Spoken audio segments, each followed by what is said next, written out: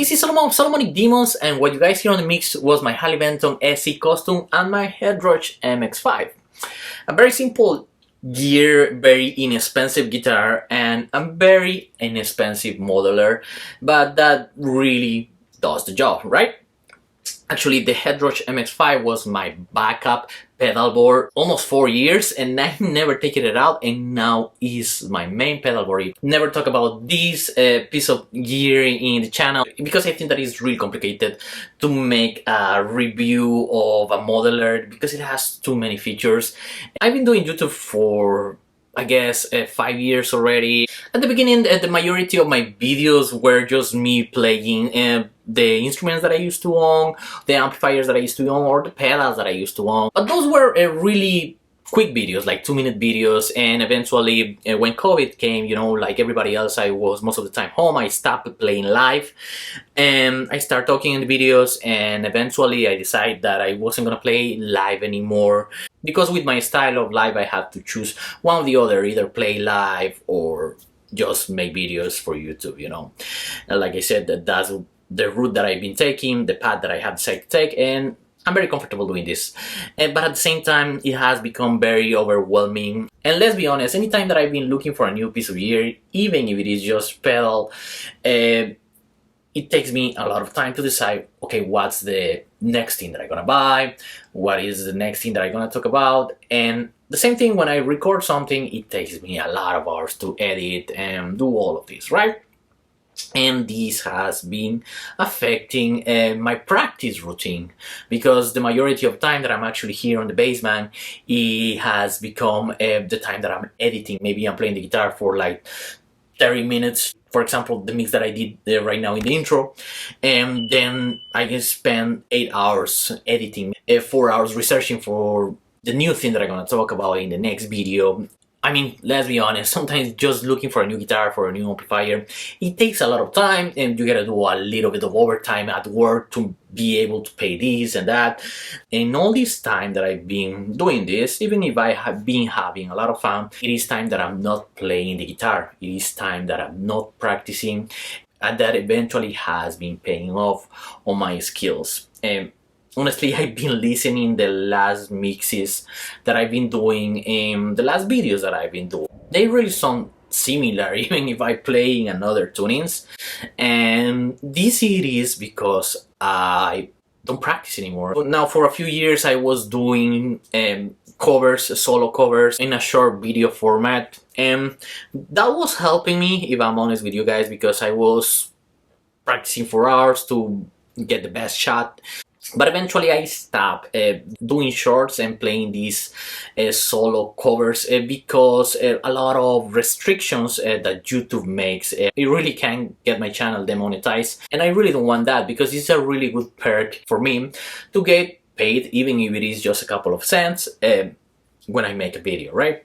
I think that I'm gonna slow down a little bit more with the reviews. I'm gonna be focusing more in practicing to improve my skills, and the videos that I'm gonna focus more from now on are videos like this one where I talk about certain topic.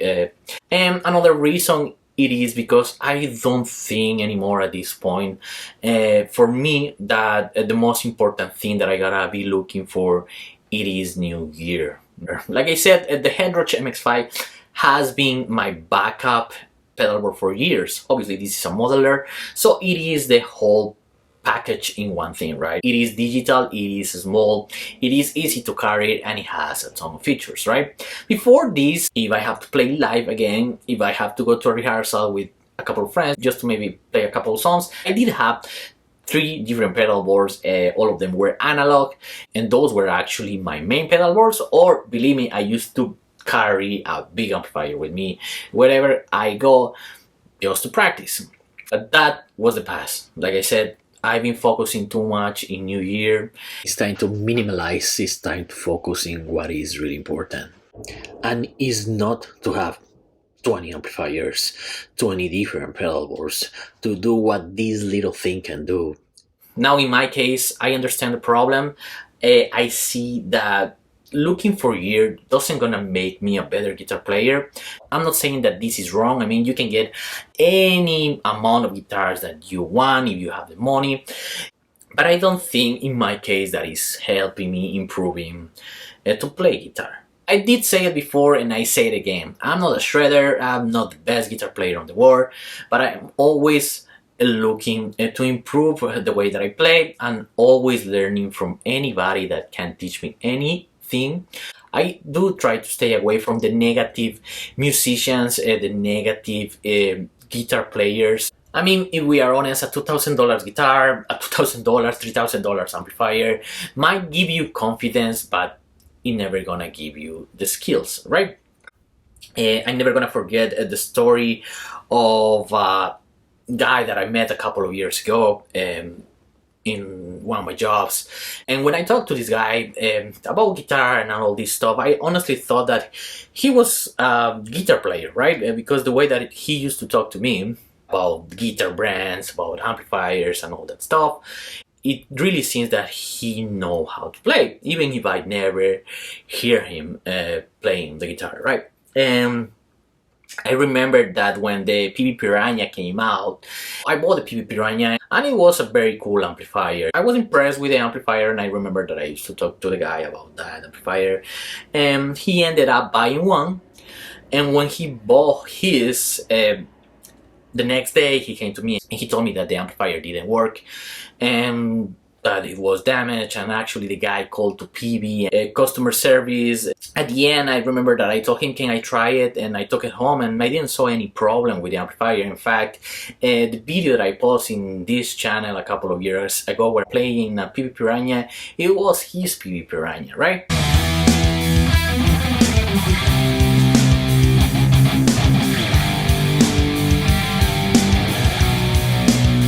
When I came back to my job the next day, I told him, hey man, this thing works right. In fact, I made a video. Do you want to watch the video?